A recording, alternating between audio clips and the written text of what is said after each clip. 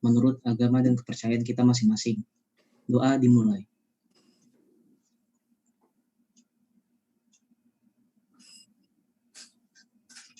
Amin, doa selesai. Silakan Pak. Oke, terima kasih. Selamat pagi. Mungkin kameranya diaktifin semua. Saya pengen lihat 2 minggu ini. Saya perkenalkan, saya Yazid. Saya dimintain tolong Prodi untuk membackup Pak Ferry yang lagi isoman ya. Terlampir di data saya, Pak Ferry isoman. Jadi 2 minggu ke depan insya Allah kita belajar bersama teman-teman. Saya mau 20 tahun, 21 tahun tepatnya ya sebagai pegawai pajak dan mostly sebagai pemeriksa pajak. Pemeriksa pajak itu yang membuat mulai sengketa pajaknya yang akan kita pelajarin di keberatan dan banding gugatan ini. Ya, semuanya berawal dari pemeriksaan pajak. Dan di semester ini kalian agak lucu menurut saya kurikulumnya, entah kenapa. Kalian belajar pemeriksaan pajak, pada saat yang sama belajar upaya hukum atas hasil pemeriksaan pajak. Kan lucu. Paham nggak? Kalian disuruh belajar naik motor, tapi pada saat yang sama, belajar naik sepeda, pada saat yang sama kalian disuruh belajar naik motor juga. Gitu. Harapannya kan orang bisa naik sepeda dulu, baru belajar naik motor, kurang lebihnya gitulah, kurang lebihnya. Itu bagi saya sesuatu yang beda, yang lucu. Karena kalian pada saat belajar keberatan, itu kalian kan upaya hukum keberatan itu atas suatu sengketa dari SKP. Benar nggak? SKP itu adalah produk hukum dari pemeriksaan. Sementara pemeriksaan sendiri kalian belum belajar mungkin sampai SPHP. Belum sampai produk hukum, ikhtisar, risalah, ya mungkin baru sampai SPHP gitu. Alur PMK 17 ya tentang pemeriksaan yang disesuaikan dengan PMK 184. Oke. Kenapa yang itu? Kenapa? Karena pada saat WP mengajukan keberatan, itu kan satu surat keberatan untuk satu produk hukum. Benar nggak? Dan hasil keberatan itu nanti bisa menambah, mengurangin, atau tetap. Benar kan? Nah, sementara kalian belum pernah melihat hasil pemeriksaan itu apa. Kan lucu menurut saya. Oke, sekilas yang saya sampaikan itu. Jadi ini profil saya udah kelihatan ya.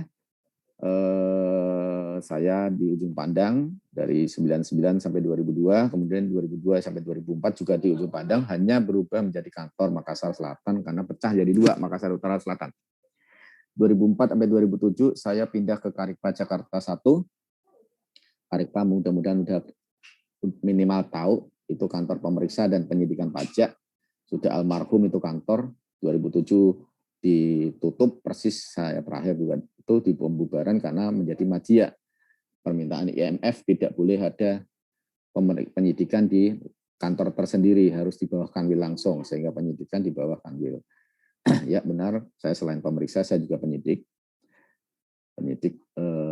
Ya banyaklah pengalaman sebagai penyidik, mulai yang menyenangkan sampai yang tidak menyenangkan.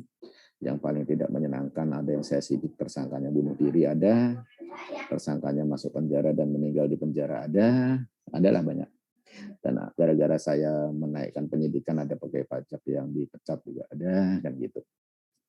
Karena melibatkan orang dalam. Jadi ya susah dalam posisi yang susah penyidik itu. 2007 sampai 2011 saya di Madya Palembang. Itu modernisasi pertama 2007 yang nasional, kemudian PM4 2011 sampai 15, kemudian di PMB 15 sampai 18, kemudian kembali lagi 2018 sampai 19 di PM4. Saya hampir 10 tahun, 9 tahunan itu di KPP wilayah Kanwil khusus, dan disitulah saya mulai bertemu dengan perusahaan internasional banyak, sehingga mulai di situ saya mengkonsentrasikan diri saya sebagai international tax, pemeriksa pajak internasional. Di situ sengketa pajak internasional terkait ini. Bahkan tesis saya pun terkait beneficial owner, terkait aspek pidananya. Karena saya penyidik, jadi beneficial owner dalam kaitannya TPPU, tindak pidana pencucian uang, tesis saya di hukum. Oke. Kemudian 2019 sampai 2020, 2019 bulan September akhir ada pengumuman pindah Makassar, kemudian 2020 pelantik, 2019 Oktober pelantikan, 2019 Desember saya mengundurkan diri di Makassar sana, keluar SK 2020 Februari. 2020 sampai 2021 saya bergabung ke Jakarta Strategic Consulting di bagian Senior Manager Litigasi and Advisor.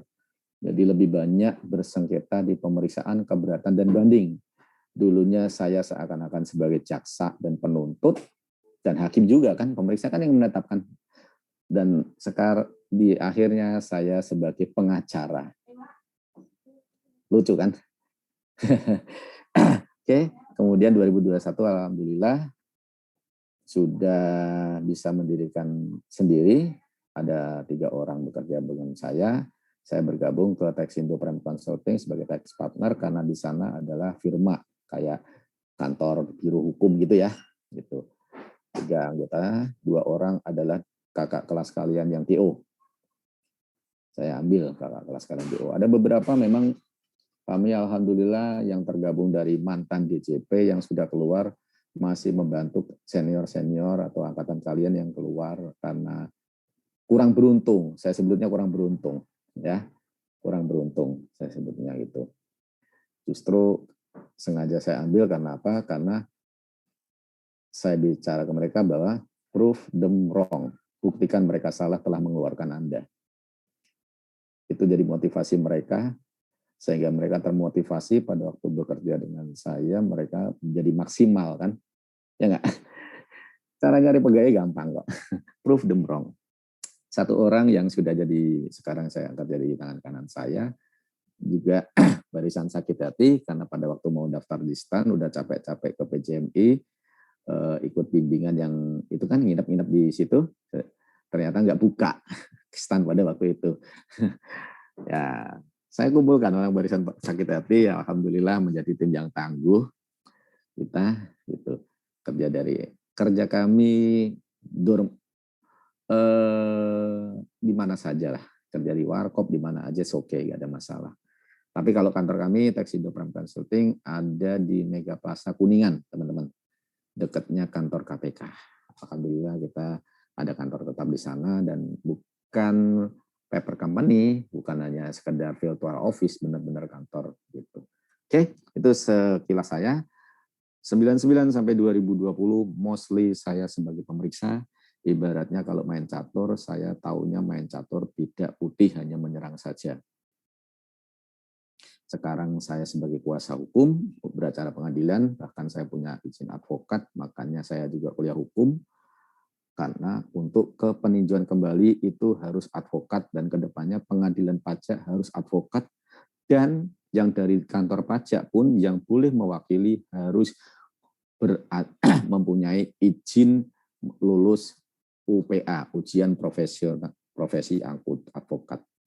Walaupun tidak dilantik ya, tapi harus lulus sertifikasi profesi advokat.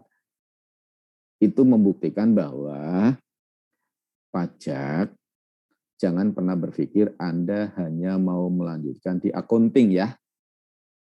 Oke? Anda bisa melanjutkan ke banyak keilmuan yang lain. Bahkan kalau Anda tahu Pak Justinus, tahu? Mas Justinus itu senior Anda juga, senior saya juga yang staf ahli Kementerian Keuangan sekarang. Beliau S1-nya adalah S1 psikolog. Sosiolog, psikolog. Nyambung nggak? Nyambung. Hah? Makanya kalau Anda lihat cara berdebat beliau kan tenang, santai gitu kan? Ya nggak? Kalau Anda coba lihat Pak Justinus itu, beliau santai, tenang gitu. Oke, jadi jangan pernah berpikir bahwa habis ini harus di 4. Jangan pernah berpikir begitu. Kalau saran saya, kalau memang memungkinkan kuliah di luar double degree, silahkan. Mungkin kalian bisa melanjutkan di 4, tapi bisa juga melanjutin kuliah yang lain ya. Syukur-syukur bisa diempat di Jakarta, kan kuliah hukum banyak di Jakarta ya. Gitu. Kan ada yang kuliah Sabtu Minggu kan bisa kalian, ya enggak? Yang satu diakui apa enggak?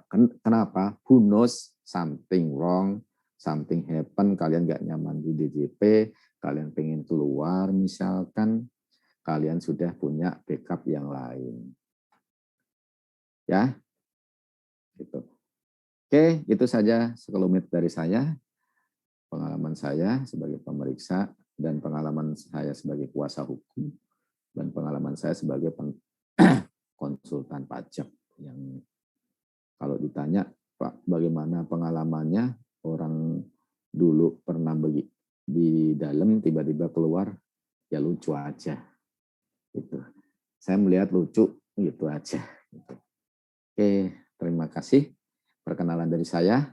Tuh, sekarang saya coba mengenal kalian. Sudah berapa orang ini yang hadir ketua kelasnya?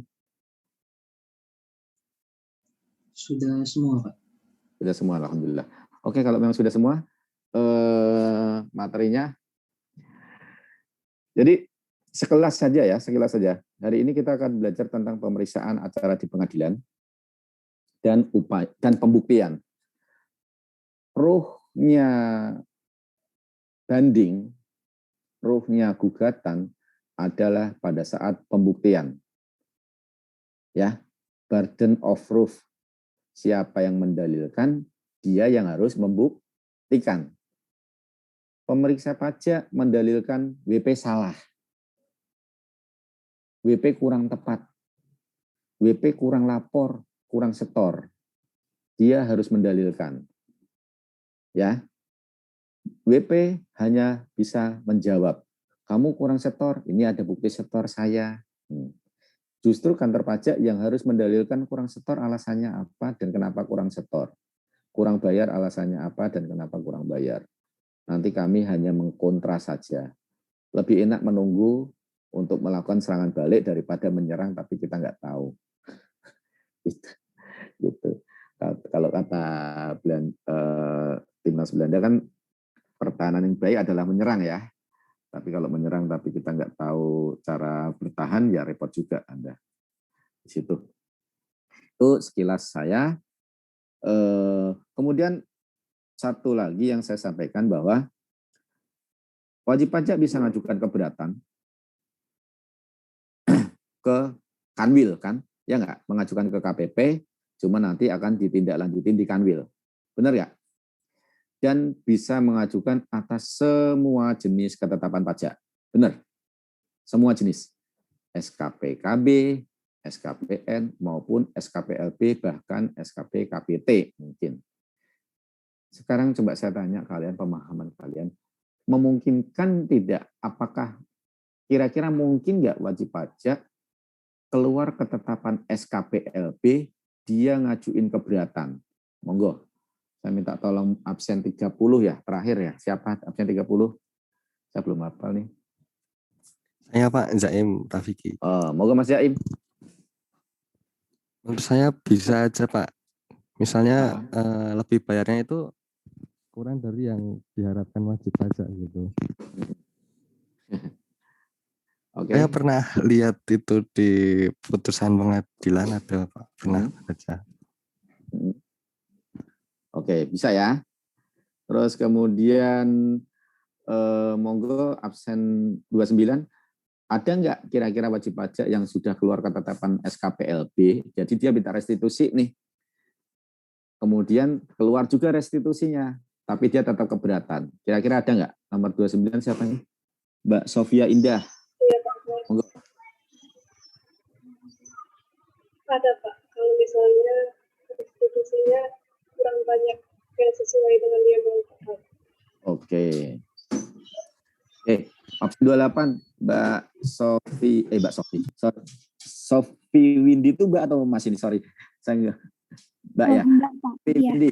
Kalau SKPN kira-kira kayak gimana sih? Wajib pajak ada SKPN tapi tetap keberatan. Misalnya gini Pak, kan menurut pemeriksa itu, misalnya pajaknya itu SKPN Pak nihil, tapi menurutnya WP itu seharusnya ada nih lebih bayarnya, tetapi tidak diakui sama pemeriksa gitu Pak. Jadi kredit pajaknya tidak diakui sehingga terbit SKPN. Iya. Bisa jadi. Tapi ada kondisi yang lain nggak kira-kira yang sangat mungkin terjadi yang sekarang lagi rame nih? Kalian pernah mendengar tentang AMT? AMT pernah dengar nggak? Kalian nggak ikutin ini ya, rancangan undang-undang KUP yang baru ya. Harusnya mulai kepoin undang-undang KUP karena kalian kan nanti yang bakal mengalami ini tuh. Coba, kira-kira apa? Kondisi apa yang memungkinkan wajib pajak walaupun keluar SKPN dia tetap bayar pajak? Tetap keberatan. AMT adalah alternatif minimum tax. Itu dikenakan terhadap wajib pajak walaupun rugi dia tetap harus setor. Wajib pajak kalau rugi itu kan biasanya tidak bayar pajak dong, nggak ada profitnya. Ya nggak? PPh-nya kan nggak ada, tarif progresifnya dikenain atas apa? Tarif progresif. 25% atau sekarang 22% atas apa? Kan nggak ada profitnya. Dia rugi, bahkan rugi bisa dikompensasikan. Tetapi nanti sekarang rancangan undang-undang KUP disuruh bayar 1% atas omset, kayak UMKM aja jatuhnya yang 0,5%, saking nggak punya uangnya negara nih. Sebelum saking nggak punya uangnya negara, buntu otaknya negara. Wajib pajak kalau rugi, ngaku rugi, itu kan rugi itu saving ya. Kalau misalkan dia ngaku rugi 100 juta, tiba-tiba diperiksa oleh tim pemeriksa, oh rugimu bukan 100 juta, cuma sisa 20 juta, dia kan rugi 80 juta tuh. Yang bisa dimanfaatkan 5 tahun ke depan, kompensasi. Wajar dong dia keberatan hal itu, ya nggak? Yang sering terjadi itu Mbak Sofi. Lebih bayar ada, ya, cuman biasanya jarang terjadi lebih bayar jadi nihil itu jarang. Ngepas banget itu, seakan-akan nggak punya temuan lain gitu loh, ngepas banget itu, tipis banget itu. Jadi yang banyak terjadi nihil itu adalah jika SKPN itu terbit jika wajib pajaknya rugi, diperiksa tetap rugi, tapi ruginya berkurang, kan otomatis dia rugi, rugi berkurang tapi dia rugi. Kenapa? Karena rugi bisa dipakai untuk 5 tahun ke depan. Gara-gara dikoreksi oleh tim pemeriksa kan haknya dia berkurang kan, yang dari pengakuan dia 100 juta ternyata kata KPP cuma 20 juta, rugi dong dia 80 juta. Dia boleh keberatan ya. Oke. Itu yang jadi teman-teman. Jadi itu yang saya bilang tadi bahwa harusnya inline belajar pemeriksaan tuntas dulu baru belajar keberatan. Ya enggak? Harusnya inline pada waktu itu. Karena apa? Karena nanti kelompok 1, coba kelompok 1 kan salah satu syarat ngajukan banding adalah bayar 50% ya. Kelompok 1 ya, benar kan? Bayar 50% atas pajak terutang. Kira-kira masih berlaku apa enggak? Kelompok 1 silakan sampaikan. Menurut saya Pak, di kemarin lihat di Undang-Undang Cipta Kerja masih ada dalilnya Pak, jadi masih berlaku mungkin. Oke, masih berlaku ya. Oke, sekarang pendapat lain kelompok 1 kira-kira? Syarat itu adanya di Undang-Undang Pengadilan Pajak. Ya, bahwa wajib pajak yang mengajukan banding harus melunasi dulu 50% dari pajak yang terutang. Oke, clear ya? Pajak terutang berarti dianggap oleh negara ada utang pajak. Wajib pajak itu ada utang pajak. Utang pajak timbul ya pada saat wajib pajak setuju atas penetapan pemeriksa. Misalkan nih diperiksa, ditetapkan SKP-nya 50 miliar, tetapi wajib pajak hanya setuju 30 miliar. Dia kalau keberatan, boleh dia keberatan, tapi dia wajib melunasi jumlah yang disetujui. Benar nggak? Kemarin yang pertemuan 1 sampai 7 kan kalian belajar itu kan? Bahwa orang ajukan keberatan harus membayar minimal jumlah yang disetujui. Karena jumlah yang disetujui itulah yang dianggap sebagai utang pajak. Nah, gara-gara sudah dibayar, artinya pada saat ke pengadilan ada disuruh bayar 50% dari jumlah pajak terutang, nah jumlah pajak terutangnya kan malah udah dilunasin semua pada saat keberatan. Paham ya? Jadi undang-undangnya sudah nggak relevan lagi, undang-undang pengadilan, karena 2012 belum direvisi mungkin ya, belum diperbaiki. Tapi tetap disyaratkan, cuman nggak mungkin nggak dibayar. Karena kalau nggak dibayar pada saat keberatan kan nggak diproses di keberatan. Benar nggak? Gitu. Jadi utang pajak adalah hasil pemeriksaan yang disetujui oleh wajib pajak.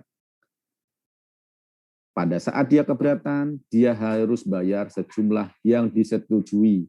Karena itu jadi utang pajak. Oke? Nah, korelasinya apa?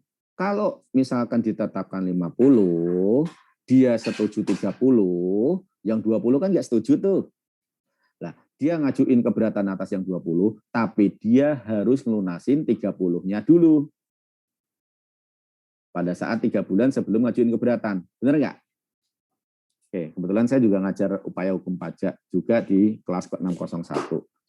Nah, kalau nggak ngelunasin, kantor pajak boleh menolak karena syarat formalnya tidak terpenuhi. Ya, boleh menolak. Dan karena ditolak, kalau jangka waktu pengajuan keberatan sudah habis, artinya apa? Keputusan itu sudah ingkrah. Jadi semuanya 50 jadi utang pajak. Clear ya?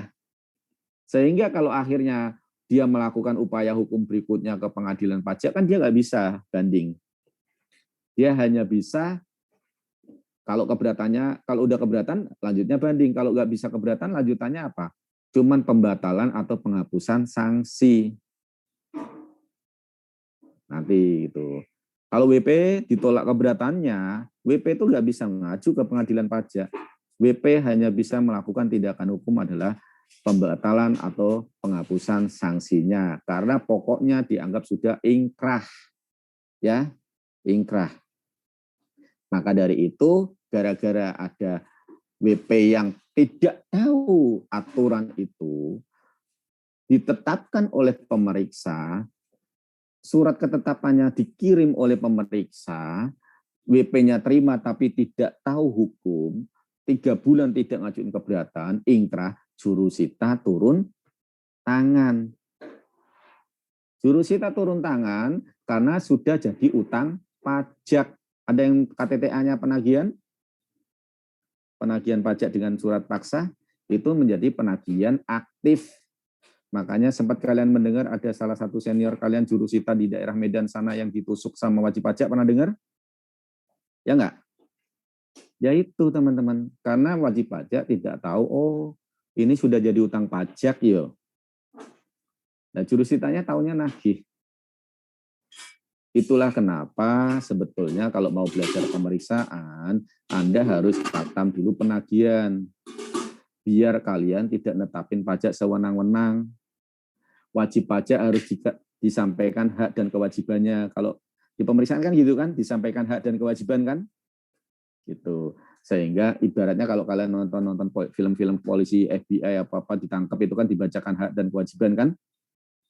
Anda berhak didampingin kuasa hukum, Anda berhak ini gitu kan. Kalau nggak punya nanti negara menyediakan kuasa hukum bla bla bla lah, kurang lebih kan bahasanya polisi di luar negeri dibacakan. Kalau wajib pajak tidak tahu, akhirnya yang jatuhnya kayak gitu. Makanya Mei kemarin di launching satu fungsional khusus, namanya adalah fungsional penyuluh pajak. Tugasnya adalah memberikan penyuluhan pajak lebih ke grassroots, akar rumput. Biar tidak ada masalah kayak gini, kakak kelas kalian nagih pajak, walaupun Anda nagih dengan sopan, kalau yang Anda tagih nggak merasa punya utang, ya marah juga kan? Ya nggak? Apalagi yang nagihnya pakai juru tukang tagih, lebih nggak sopan lagi jatuhnya. Oke, tuh. Tadi sengaja saya nomor 30, kenapa? Karena saya lihat jumlah pesertanya 32, artinya ada penyusup dan ternyata dari pihak AAK.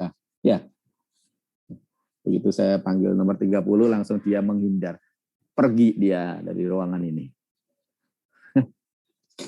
Ketahuan lah dari jumlah partisipan lebih dari ini kan berarti ada penyusup. Penyusup cuma ada dari prodi saja kan. Bagaimana cara membuat beliau pergi? Kita bikin itu ruangan, langsung saya tanya dan beliau kelihatan di screen-nya kan kelihatan. Oh langsung pergi dah. Gitu. Oke, itu sekelumit teman-teman. Buat insight kalian bahwa yang kalian lakukan sekarang upaya hukum pajak itu harus berhati-hati pada waktu dari hulunya ya. Ingat, hulunya itu pemeriksaan. Jangan sewenang-wenang, jangan sembarangan netapin tanpa dasar hukum. Kalau Anda netapin dengan tanpa dasar hukum pada waktu sidang keberatan Anda kalah, DJP kalah. Anda bayangkan kalau Anda lebih bayar, menjadi kurang bayar, ternyata sidang kalah, lebih bayar lagi. Saya pernah sidang, wajib pajak lebih bayar 60 miliar, dikalahkan di pemeriksaan menjadi harus bayar 30 miliar, keberatan masih jadi 30 miliar lagi, pada waktu sidang saya menangkan jadi 56 miliar lagi. Sekarang yang saya dapat apa? Tinggal imbalan bunga kan? Wajib pajak harusnya dapat imbalan bunga. 2% per bulan. Maksimal 24 bulan dikalikan lebih bayar yang tidak diterima oleh dia. Wow, bombastis kan? Bombastis. Jadi hati-hati, jangan sampai Anda salah treatment di hulu, nanti hilirnya, istilah kami dulu bahasa pemeriksa yang di penelaah keberatan atau banding susah nyebokinnya, ya. Jangan sampai. Jadi belajar betul di pemeriksaan, tuntaskan betul, baru nanti belajar lagi upaya hukum pajak. Itu awalnya saya minta ke prodi. Upaya hukum pajak harusnya di semester 6. Pemeriksaan harusnya ya bolehlah semester 6, tapi harus relevan. Sayangnya Anda belajar keberatan, belajar pula pemeriksaan pada saat yang sama. Wow, susah lah. Oke, jadi sekarang kita coba presentasi kelompok 1. Dilanjutkan kelompok 2, nanti setelah presentasi baru kita diskusi masing-masing 10 menit ya. Tolong ketua kelas atau PIC diingetin presentasi masing-masing 10 menit. Nanti kelompok lain silakan bertanya untuk dijawab kelompok 1 dan 2. Silakan. Waktu dan tempat saya persilakan kelompok 1 dan 2. Monggo.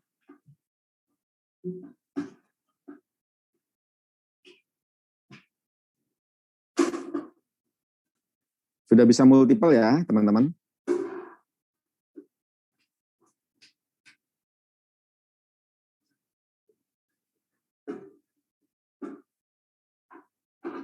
Apakah sudah kelihatan? Oke, melihat.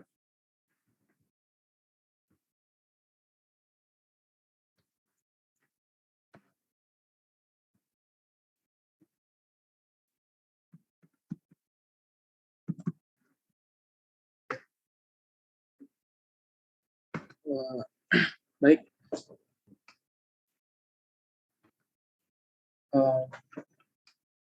Izin berpresentasi Pak. Satu. Jadi pada kesempatan kali ini kelompok 1 akan mempresentasikan jenis-jenis pemeriksaan. Adapun anggota dari kelompok 1 yaitu Aditya, Afifah, Anita, Anissa, Ajar, saya, Grafta, Suta, dan Rumi Pak Adam.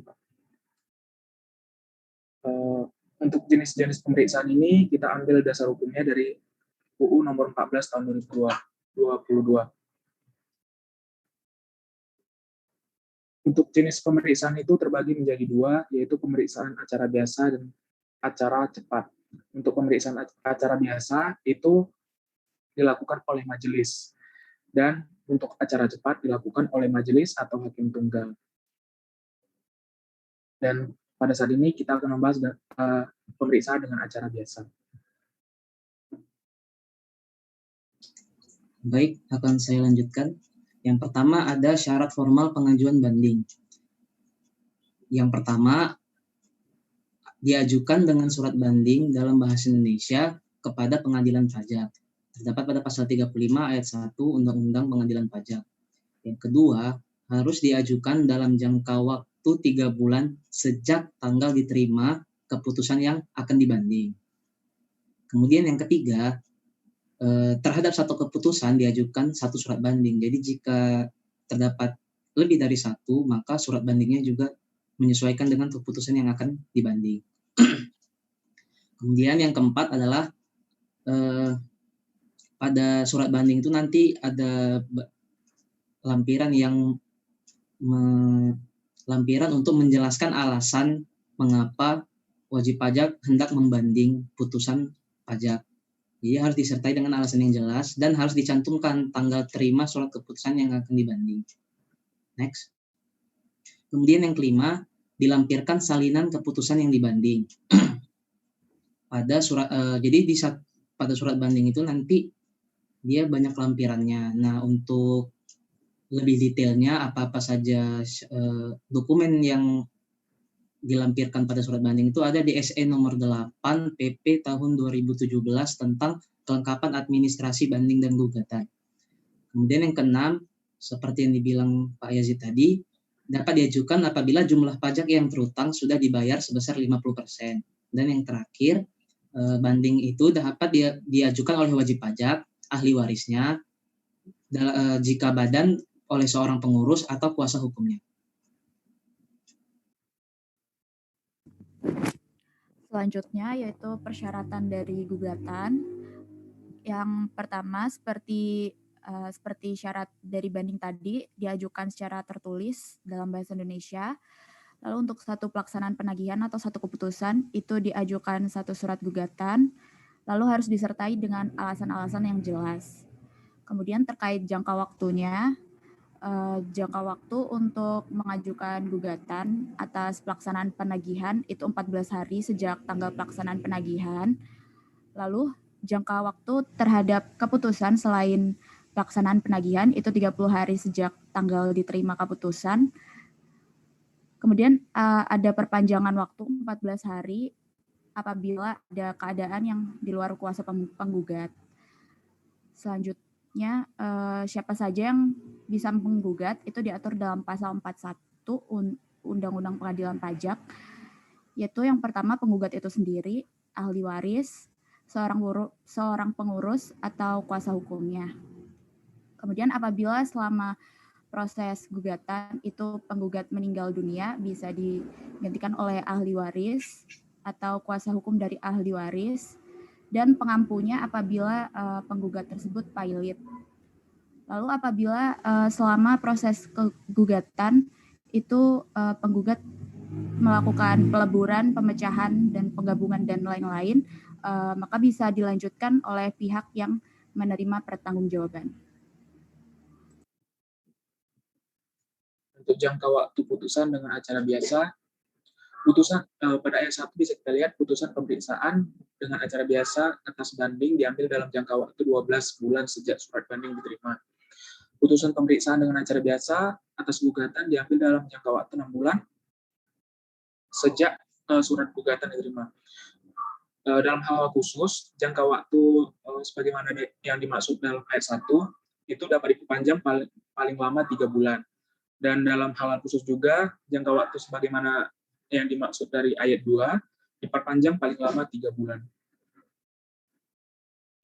Kemudian tata cara pemeriksaan dengan acara biasa. Yang pertama, pada pasal 50 ayat 1 dikemukakan bahwa sidang pemeriksaan dengan acara biasa terbuka untuk umum. Kemudian majelis harus melakukan pemeriksaan mengenai kelengkapan dan atau kejelasan banding atau gugatan. Apabila banding atau gugatan tidak jelas tetapi bukan termasuk pada persyaratan pada pasal 35 ayat 1, pasal 36 ayat 1, pasal 36 ayat 4, pasal 40 ayat 1, dan pasal 40 ayat 6, maka kelengkapan dan atau kejelasan tersebut dapat diberikan dalam persidangan. Next. Kemudian pada pasal 51 diatur mengenai pengunduran diri hakim ketua, hakim anggota atau panitera yang harus dilakukan apabila hakim ketua, hakim anggota atau panitera tersebut memiliki hubungan keluarga sedarah atau semenda sampai derajat ketiga atau hubungan suami istri meskipun telah bercerai dengan salah seorang hakim atau panitera pada majelis yang sama dengan pemohon banding atau penggugat atau kuasa hukum. Next. Kemudian pada pasal 52 diatur mengenai kewajiban pengunduran diri hakim ketua, hakim anggota, panitera, wakil panitera, atau panitera pengganti apabila hakim ketua, hakim anggota, panitera, wakil panitera, atau panitera pengganti tersebut memiliki kepentingan langsung atau tidak langsung atas satu sengketa yang ditanganinya. Hal ini dapat dilakukan atas permintaan salah satu atau pihak-pihak yang bersengketa. Next. Pada pasal 3 diatur mengenai hakim ketua yang memanggil terbanding atau tergugat dan dapat memanggil pemohon banding atau penggugat untuk memberikan keterangan lisan. Dalam hal pemohon banding atau penggugat memberitahukan akan hadir dalam persidangan, hakim ketua memberitahukan tanggal dan hari sidang kepada pemohon banding atau penggugat. Kemudian pada pasal 54, hakim ketua menjelaskan masalah yang disengketakan kepada pihak-pihak yang bersengketa. Majelis menanyakan kepada terbanding atau tergugat mengenai hal-hal yang dikemukakan pemohon banding atau penggugat dalam surat banding atau surat gugatan dan dalam surat bantahan. Apabila majelis memandang perlu dan dalam hal pemohon banding atau penggugat hadir dalam persidangan, hakim ketua dapat meminta pemohon banding atau penggugat untuk memberikan keterangan yang diperlukan dalam penyelesaian sengketa pajak. Kemudian pada pasal 55, atas permintaan salah satu pihak yang bersengketa atau karena jabatan, hakim ketua dapat memerintahkan saksi untuk hadir dan didengar keterangannya dalam persidangan. Saksi yang diperintahkan oleh hakim ketua wajib datang di persidangan dan tidak diwakilkan. Dalam hal saksi tidak datang, meskipun telah dipanggil, majelis dapat mengambil keputusan tanpa mendengar keterangan saksi. Hakim ketua melanjutkan persidangan. Apabila saksi tidak datang tanpa alasan yang dapat dipertanggungjawabkan meskipun telah dipanggil dengan patut, dan majelis mempunyai alasan yang cukup untuk menyangka bahwa saksi sengaja tidak datang, serta majelis tidak dapat mengambil keputusan tanpa keterangan dari saksi yang dimaksud, hakim ketua dapat meminta bantuan polisi untuk membawa saksi ke persidangan. Kemudian biaya untuk mendatangkan saksi ke persidangan yang diminta oleh pihak yang bersangkutan menjadi beban dari pihak yang meminta.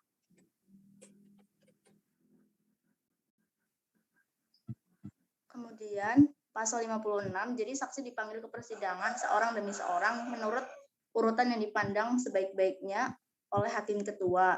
Nah, hakim ketua menanyakan seperti nama lengkap atau yang lainnya. Nah, sebelum memberi keterangan itu, saksi mengucap sumpah atau janji menurut agama atau kepercayaan. Pasal 57, yang tidak boleh didengar keterangannya sebagai saksi itu, seperti yang dimaksud dalam pasal 55 adalah keluarga sedarah atau semenda menurut garis keturunan lurus ke atas atau ke bawah sampai derajat ketiga dari salah satu pihak yang bersengketa.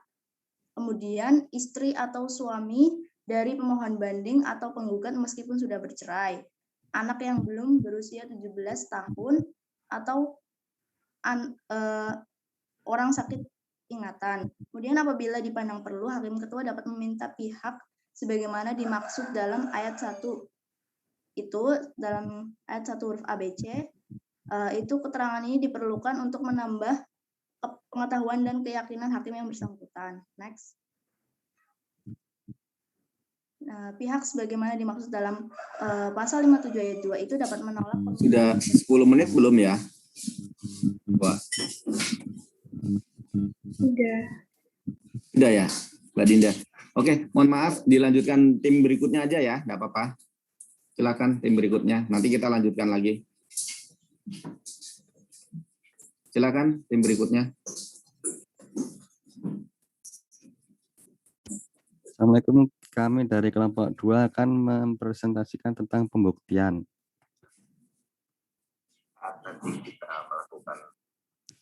Pembuktian diatur dalam pasal 69 sampai 76 Undang-Undang Pengadilan Pajak. Penentuan pembuktian sangat penting karena akan menentukan bagaimana akhir dari suatu proses hukum di pengadilan.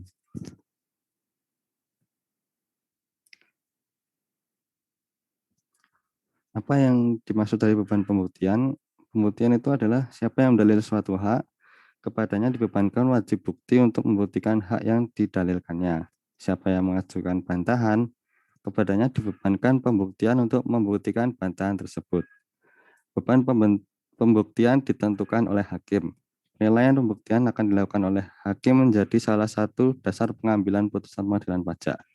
Dalam hal ini, hakim menentukan pihak mana yang paling sempurna pembuktiannya. Jadi, pembuktian ini kan tadi kan sudah disebutkan bahwa beban pembuktian itu ditentukan oleh hakim. Jadi misalnya nih, beban pembuktian itu diletakkan ke pundak penggugat. Jadi kan yang penggugat itu kan yang harus membuktikan apakah haknya dia itu benar. Nah, kalau misalnya si penggugat itu tidak dapat membuktikan perkaranya, berarti itu penggugat dapat dianggap kalah karena bebannya tadi ditaruh di pundaknya penggugat. Jadi kalau misal pun yang tergugat itu tuh sama-sama nggak bisa membuktikan, nah yang kalah tetap si penggugatnya karena bebannya itu ditaruh di pundaknya penggugat. Kalau misalnya si penggugatnya itu bisa membuktikan, nah yang tergugat itu memberi bantahan dan yang tergugat itu dapat membuktikan bantahannya. Nah, si hakimnya itu tugasnya itu menentukan pembuktian yang paling sempurna itu yang mana antara keduanya. Jadi seperti itu kurang lebihnya. Selanjutnya.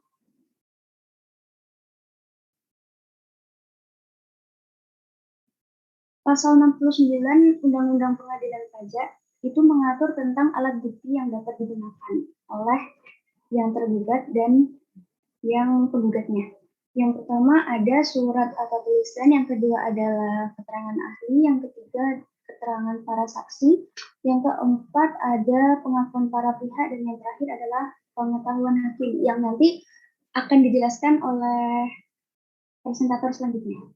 Terus yang ayat 2-nya itu keadaan yang telah diakui oleh umum tidak perlu dibuktikan. Contohnya misal ada KTP, SIM, paspor, atau identitas lain, nah itu tidak perlu dibuktikan lagi. Selanjutnya, ini ada penjelasan dari pasal 69.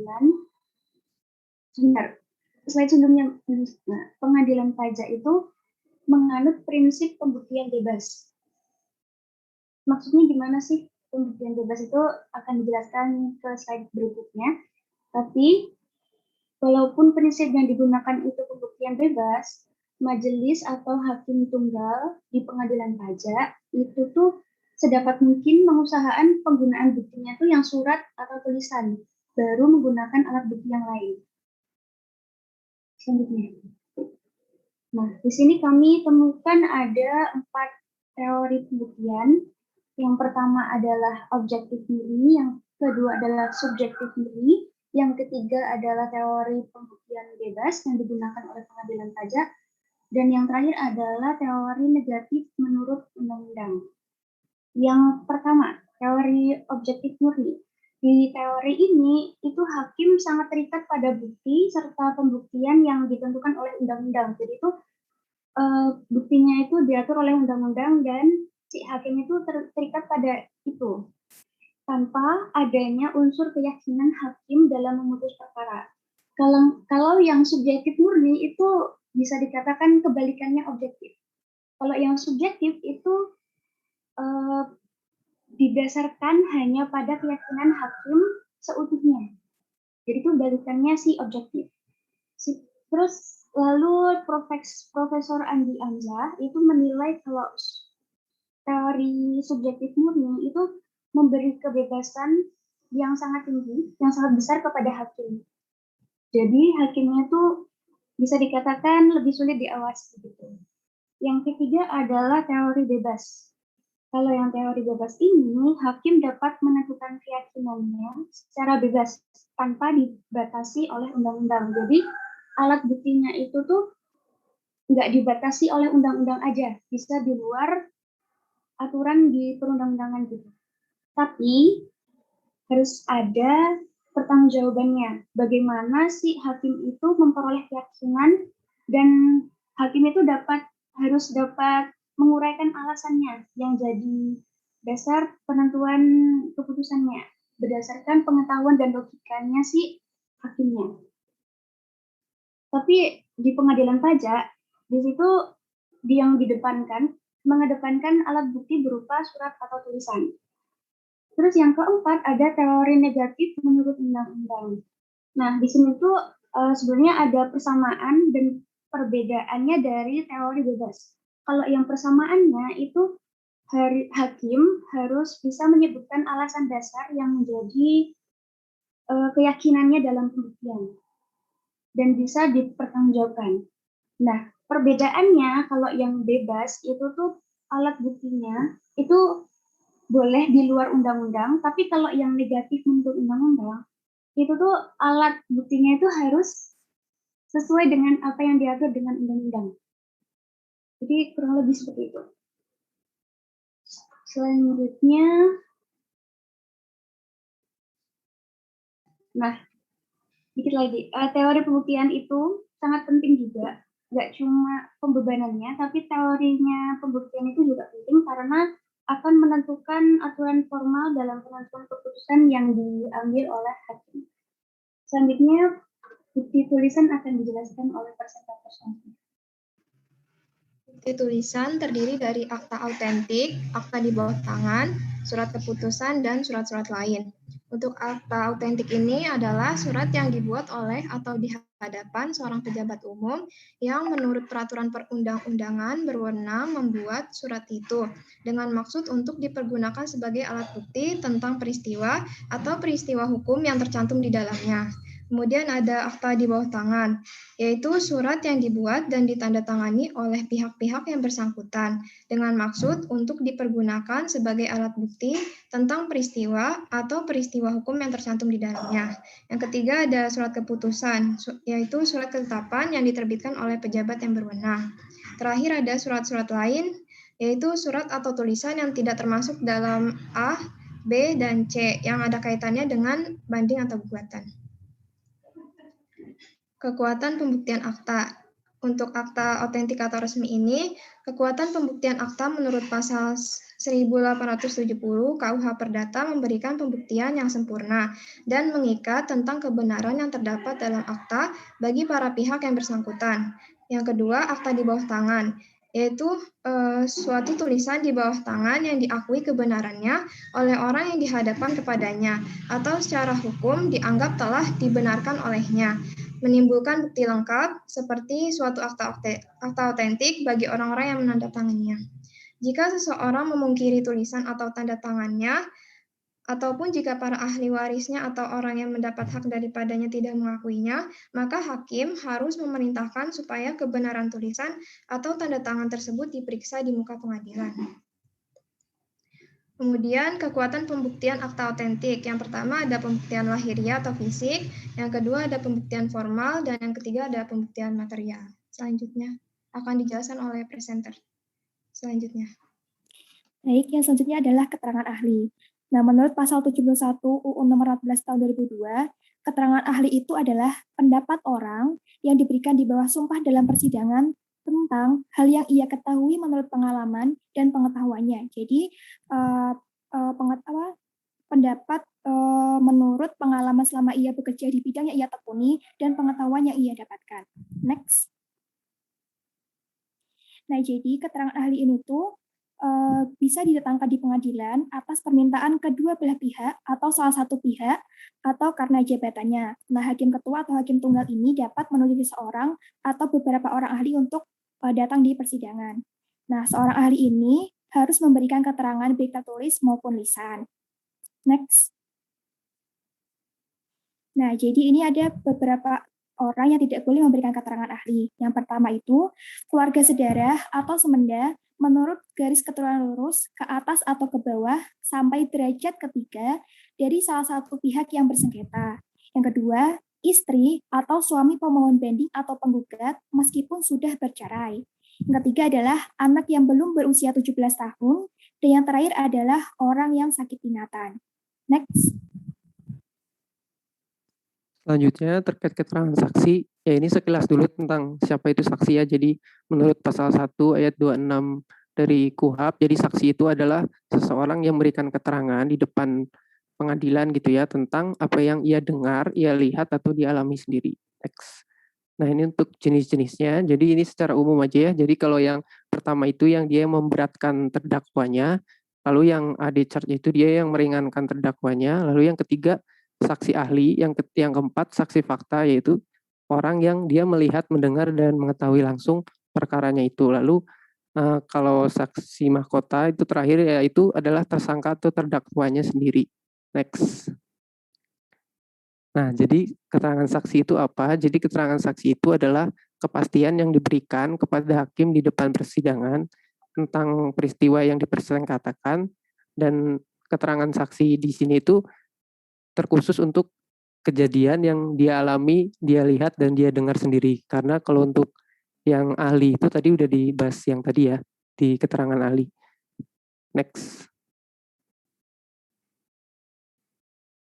Nah, lalu apa bedanya sih keterangan saksi sama keterangan ahli tadi? Nah, jadi kalau keterangan saksi di sini itu dikhususkan untuk keterangan tentang peristiwa yang dialami, dilihat, didengar langsung oleh seseorang terkait suatu kejadian. Sedangkan untuk keterangan ahli itu, seperti yang sudah dijelaskan tadi oleh Sofi, adalah berdasarkan pendidikan, pengalaman, atau keahlian dari seseorang. Selanjutnya akan dijelaskan oleh Sofia. Jadi untuk ketentuan saksi dalam pengadilan itu ada jumlah saksinya. Paling sedikit jumlah saksi yang dihadirkan adalah 2 orang atau 1 orang dengan ditambah dengan alat bukti lainnya. Jadi di sini ada saksi yang dikecualikan, ini udah dibahas sama kelompok sebelumnya. Next. Untuk tata cara pemanggilan saksi itu hakim ketua atau hakim tunggal atas permintaan salah satu pihak yang bersengketa atau karena jabatan dapat memerintahkan saksi untuk hadir dan didengar keterangannya dalam persidangan. Saksi yang dipanggil itu wajib datang dalam persidangan dan tidak boleh diwakilkan. Untuk saksi yang tidak datang, itu meskipun telah dipanggil dengan patut dan majelis atau hakim tunggal mempunyai alasan yang cukup untuk menyangka bahwa saksi sengaja tidak datang dan majelis atau hakim tunggal tidak dapat mengambil keputusan tanpa keterangan dari saksi dimaksud, hakim ketua atau hakim tunggal dapat meminta bantuan polisi untuk membawa saksi ke persidangan. Untuk biaya pemanggilan saksi sepenuhnya menjadi tanggungan pihak yang menghendaki kehadirannya dalam persidangan. Kalau dalam hal kehadiran saksi dalam masa persidangan atas permintaan hakim ketuanya, biaya pemanggilannya dibebankan pada anggaran pengadilan pajak. Next.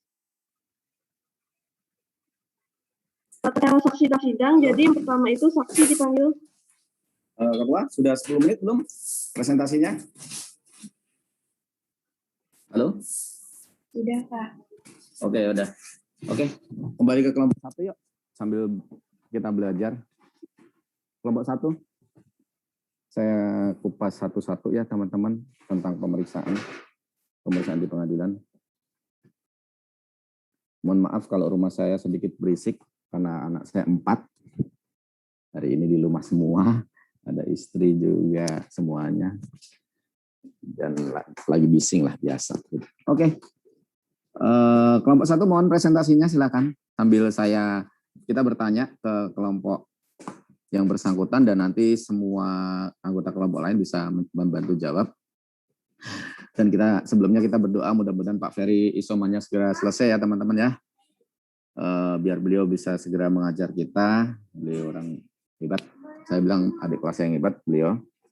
Walaupun saya dengan beliau beda jalur ya. Beliau international text juga mengajar. Kuat beliau di international text. Secara, kalau kami nyebut secara teori, karena memang beliau lebih banyak di kantor pusat. Gitu ya. Kalau saya betul-betul di praktek. Oke, presentasi kelompok 1 tentang jenis-jenis pemeriksaan, monggo ke slide berikutnya. Oke, saya sampai lanjut pemeriksaan, monggo. Next slide.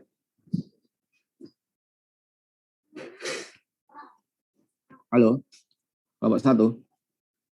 Ya Pak. Monggo, next Mas. Oh, gitu. Next Pak.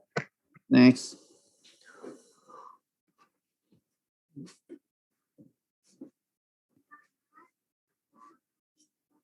Halo. Yang pemeriksaan cepat atau biasa, Pak? Lanjut aja, nanti saya slide by slide saya sampaikan. Yang perlu diketahui kalian tadi belum tersampaikan. Gitu aja. Tadi yang cepat belum sampai, Pak. Oke, nggak apa-apa, nanti malah lebih enak sekalian. Oke, coba slide ketiga. Jenis pemeriksaan, slide 4 ya. Jenis pemeriksaan ada 2. Pemeriksaan cepat dan pemeriksaan biasa. Maka slide 4 silahkan teman-teman. Pak. Oh, belum berubah? Slide keempat. Oke. Kemarin kalian belajar SE 65 beserta lampirannya. Di situ adalah flowchart bagaimana kantor pusat penelaah keberatan banding di kantor pusat untuk menjadi kuasa hukum kantor pusat melawan kuasa hukum wajib pajak di pengadilan pajak. Oke, mana slide 4-nya atau slide halaman 5? Nah, oke. Kenapa sampai ada pemeriksaan acara cepat? Kenapa bisa ada pemeriksaan acara biasa? Selain karena objeknya, objek sengketanya, tadi pemeriksaan acara cepat kan kayak gugatan gitu ya, contohnya gugatan dan lain-lain yang nggak terlalu worth it lah istilahnya, sehingga majelis hakim hanya 1. Bisa juga terjadi karena sebetulnya atas sengketa yang diajukan banding, tetapi kesalahan formal dari salah satu pihak, sehingga panitera memutuskan itulah pemeriksaan dilakukan acara cepat. Jadi dalam hukum itu diupayakan murah dan cepat. Murah dan cepat. Ya. Itulah kenapa diupayakan adanya penyelesaian di luar sidang yang lagi didengung-dengungkan kantor pusat DJP, penyelesaian di luar sidang yang harusnya diselesaikan pada saat di hulu di pemeriksaan. Nanti pada waktu di keberatan, yang masalah yang terjadi sekarang adalah keberatan masih belum bisa mendudukkan posisi sebagai penengah antara sengketa pemeriksa dengan sengketa wajib pajak. Ya, bisa dimaklumin karena penelaah keberatan notabene adalah pegawai kantor pajak juga. Ya enggak? Akan sulit posisinya. Proses keberatan, penghapusan sanksi atau pembatalan itu kita sebut pengadilan semu. Ya, pengadilan semu. Karena kan kalau di pengadilan umum kan ada pengadilan negeri, pengadilan tinggi kan naik-naik bandingnya kan gitu ya. Nah, masalah yang terjadi di lapangan penelaah keberatan itu tidak bisa mendudukkan posisi sebagai seakan-akan dia adalah independen. Mereka masih termindset bahwa aku pegawai pajak harus tetap mencoba membela kantor pajak. Itu yang terjadi di lapangan. Padahal yang diharapkan adanya keberatan adalah mengurangi sengketa di pengadilan pajak. Saya lupa filenya, nanti insya Allah minggu depan saya tunjukkan bagaimana keberatan, bagaimana kantor pusat itu kemenangan di banding itu enggak banyak teman-teman. Enggak sampai 10-20% itu banding kantor pusat pasti kalah. Saya sampaikan itu ya. Jadi artinya apa? Sebetulnya di keberatan kalau bisa dilaksanakan dengan fair, sebetulnya udah selesai di situ. Nah, itu harapannya kan yang pengadilan cepat dan murah. Karena kalau cepat kan berarti sebetulnya di keberatan harus selesai dan murah kan, otomatis nggak perlu tindak lanjut berikutnya. Karena kalau sampai dibanding itu kan wajib pajak perlu bayar lagi biaya perkara, kemudian pengadilan juga perlu nunjuk orang sehingga sengketa banyak, makin banyak sengketa, acara makin banyak, majelis banyak di situ teman-teman. Nah, makanya beberapa sengketa banding itu pada waktu kami dari kuasa hukum, saya memposisikan sebagai kuasa hukum wajib pajak ya, memberikan surat banding, itu surat banding kami itu akan diteruskan oleh pengadilan pajak ke kantor pajak sehingga akan dibikinkan surat uraian banding. Ya enggak? SUB.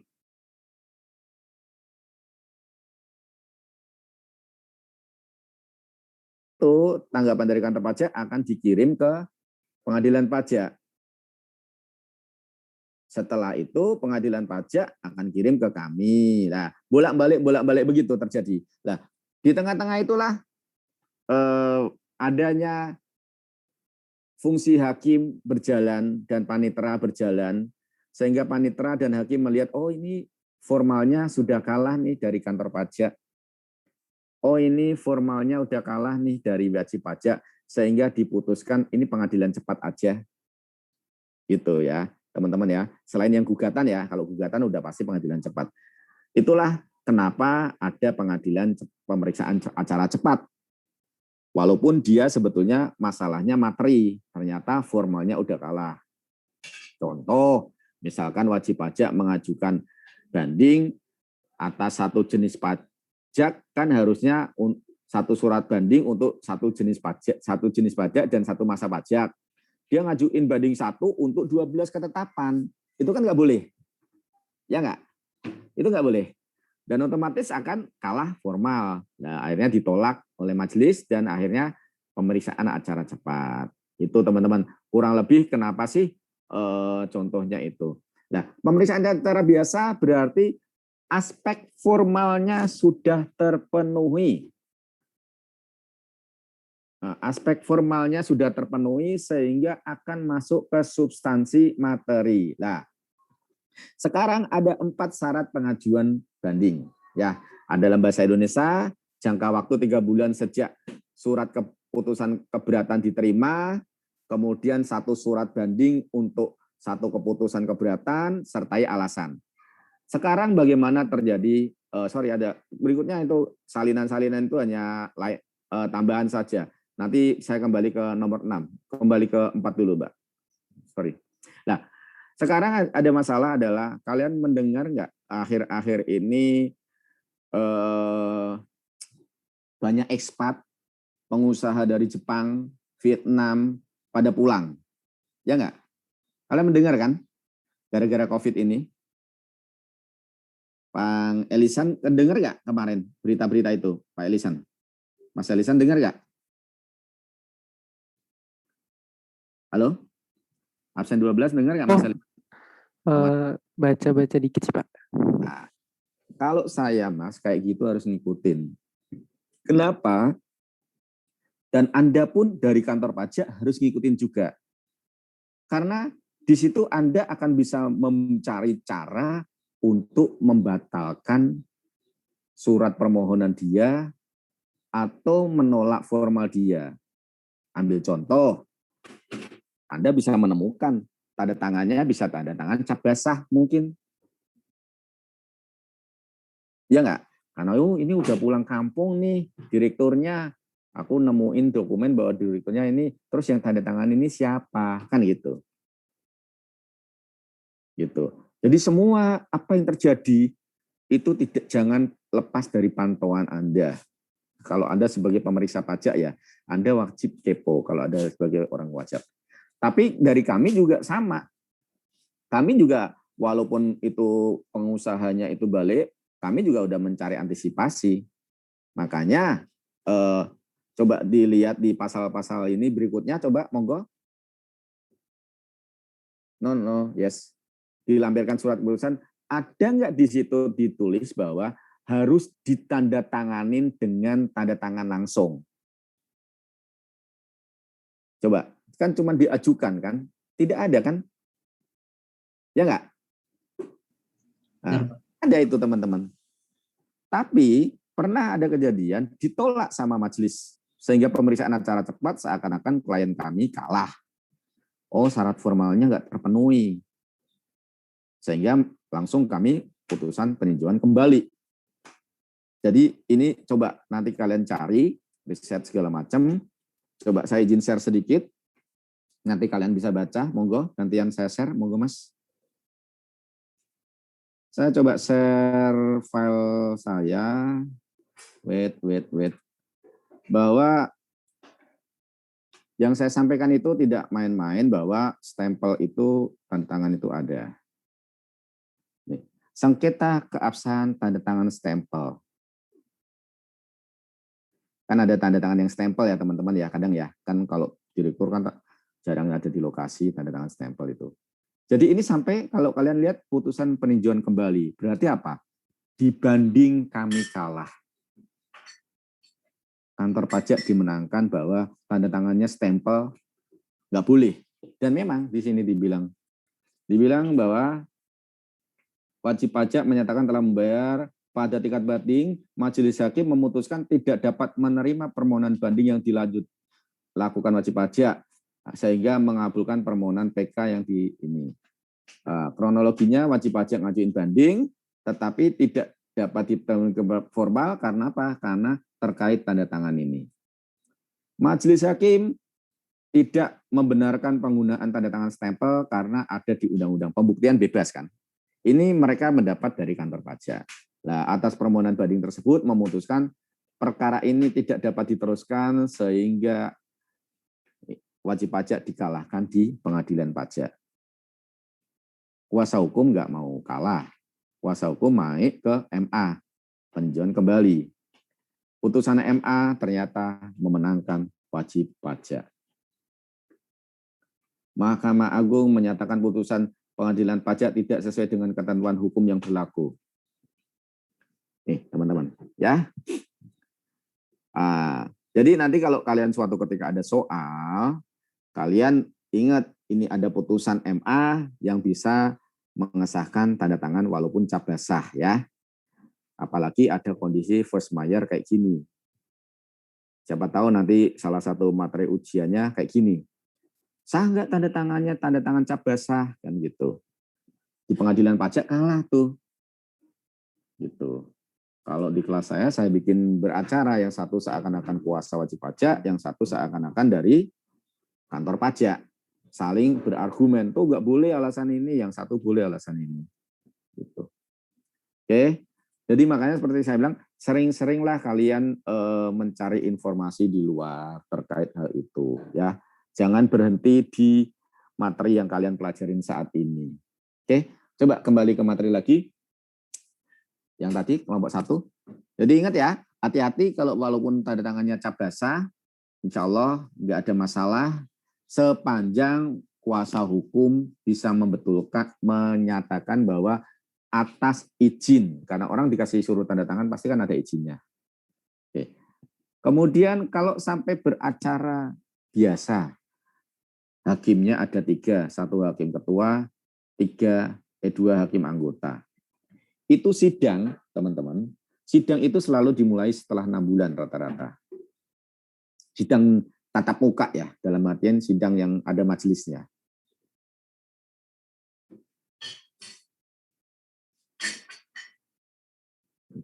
Jadi biasanya sidangnya itu akan dilakukan terbuka, majelisnya ada. Nah, setelah proses 6 bulan. Kenapa setelah proses 6 bulan? Karena ada proses yang koresponden surat, yang SE 65 tadi. Wajib pajak kan ngajuin permohonan. Nanti permohonan itu akan diteruskan oleh majelis ke kantor pajak. Kantor pajak akan merespon. Kan gitu, bolak-balik gitu.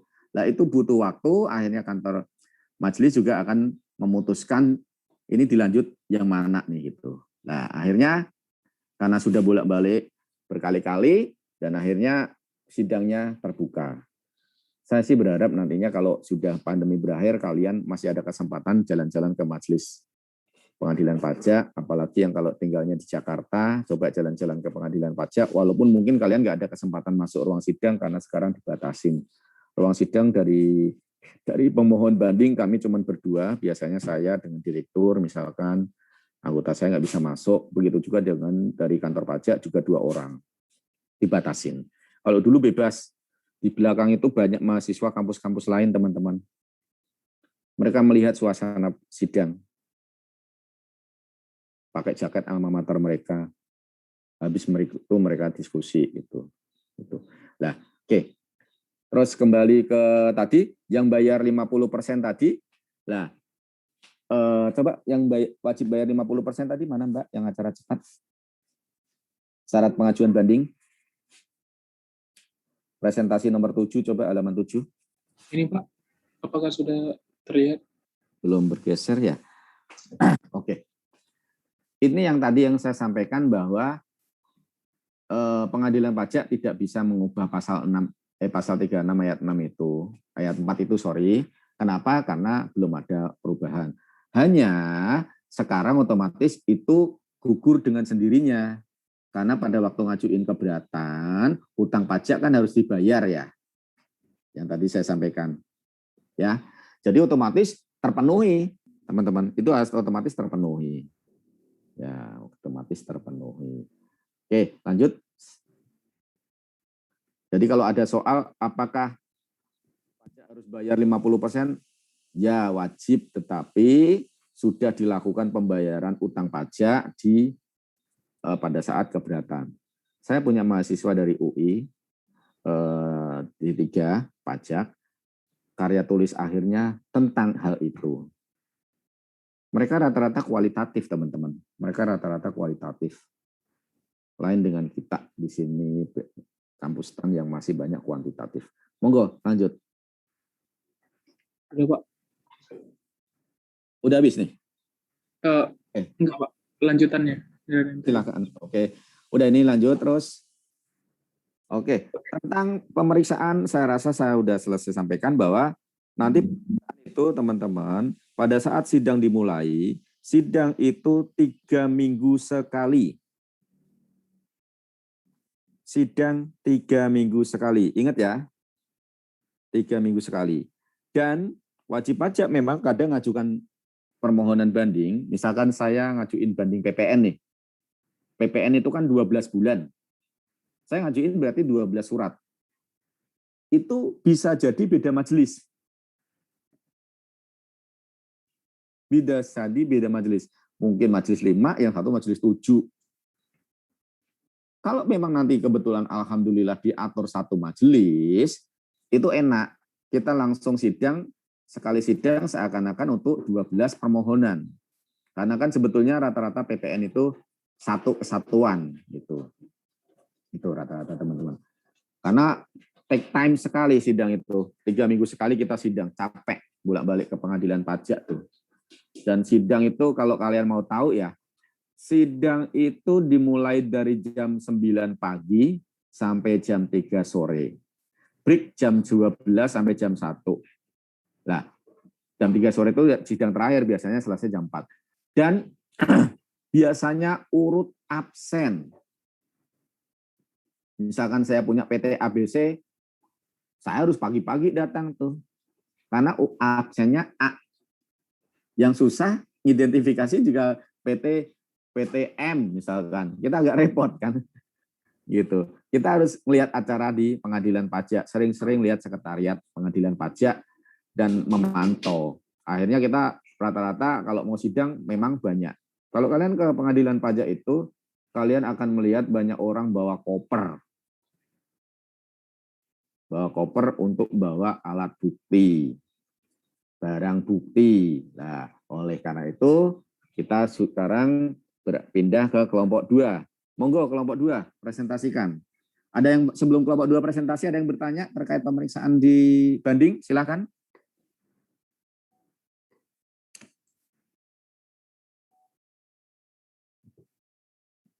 Ada? Kalau enggak ada, kita lanjut kelompok 2. Alat bukti, burden of proof, evidence, bukti pembuktian. Satu alat bukti bukan bukti. Ya, minimal 2 alat bukti. Sebelum kita bicara alat bukti, kita harus bicara barang bukti. Ya, barang bukti. Barang bukti itu apa sih? SPT itu alat bukti atau barang bukti? Teman-teman, SPT itu barang bukti atau alat bukti? Saya kasih contoh gampang deh. Misalkan dalam satu rumah karena hukum hampir sama semuanya, alat bukti ada 5. Ada pembunuhan dalam satu rumah. Yang contoh paling gampang pembunuhan ya. Ternyata di dalam rumah itu ditemukan 5 pisau. Ya, 5 pisau. Semuanya ada bercak darahnya. Nah, sekarang apakah kelima-limanya bisa jadi barang bukti? Ya, barang bukti. Cuma nantinya yang jadi alat bukti yang mana? Itu tugasnya tim penyidik untuk menyatakan, oh ini barang bukti, alat buktinya pisau A atau pisau 1. Kenapa? Oh goresannya tepat seperti panjangnya pisau 1. Kan gitu. Karena alat bukti itu akan menguatkan TKP-nya tadi. Kalau dia akhirnya pakai pisau ini, oh nggak mungkin, ini lebih kecil pisaunya, robekannya begini, harusnya pakai pisau ini. Kan gitu teman-teman ya.